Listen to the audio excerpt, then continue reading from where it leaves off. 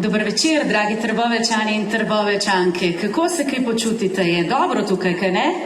Trbovlje, tudi kot Trbovlje novomedijsko mesto, zopet koraka naprej, kaže pot, rine kot buldožer včasih, pa vendar mi vsi dobro vemo, kam gredo, kam gremo in očitno vemo tudi, kako do tega priti.